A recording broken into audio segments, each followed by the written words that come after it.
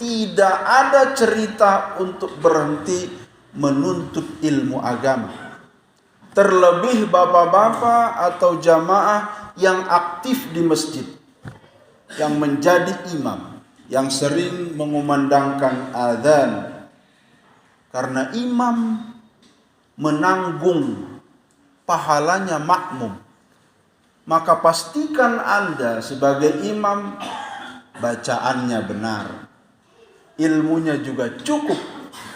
Jangan sampai seorang imam makmumnya atau merasa tidak tenang di belakang. Kita sebagai makmum juga butuh ilmu, Pak.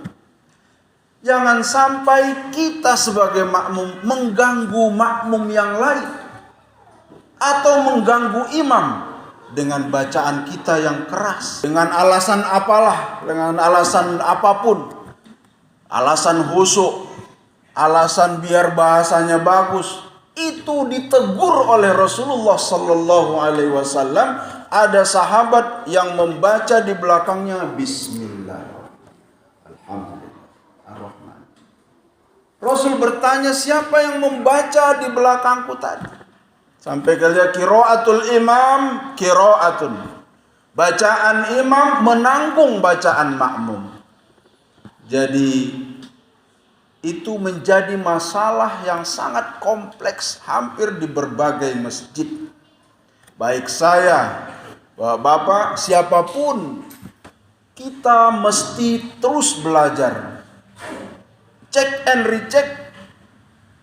Lihat kembali, periksa ulang. Jangan-jangan bacaan yang sudah kita anggap benar selama ini ternyata ada salahnya. Itulah yang dimaksudkan oleh Rasulullah sallallahu alaihi wasallam, salaka thoriqon. Salaka itu memapai, kemudian menjalani, menelusuri. Sesuaikan dengan kesempatan, kemampuan, dan juga waktu yang kita miliki.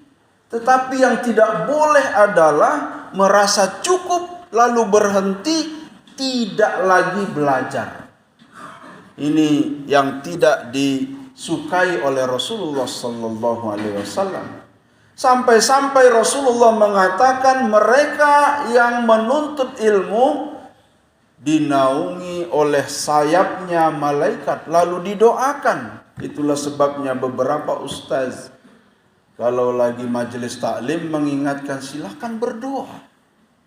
Karena saat di majelis taklim doanya dikabulkan. Kenapa dikabulkan? Karena diaminkan juga.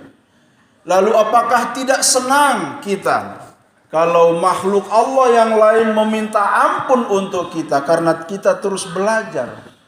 Yang namanya adab belajar, Pak, harus hormat terhadap ilmu. Baik ilmu yang ada di dalam diri kita maupun ilmu yang ada di dalam diri orang lain.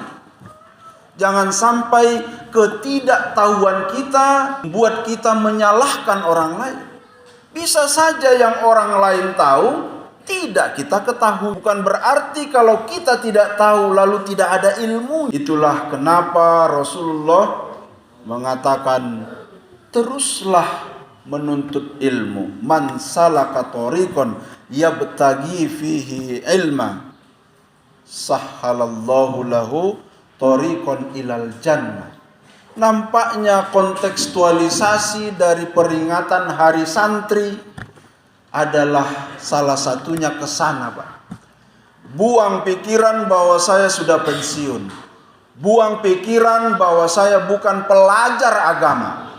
Buang pikiran bahwa saya sudah terlanjur tidak bisa lalu malu. Buang juga pikiran gengsi terhadap ilmu Allah sementara kita untuk yang lain kita tidak gengsi. Maka itulah diantara pesan. Alhamdulillah kita memperingati Hari Santri untuk meningkatkan keilmuan dan agar ilmu itu diamalkan. Tentu saja ilmu yang tidak diamalkan akan menuntut orang si pemegang ilmu itu, kapan saya diamalkan?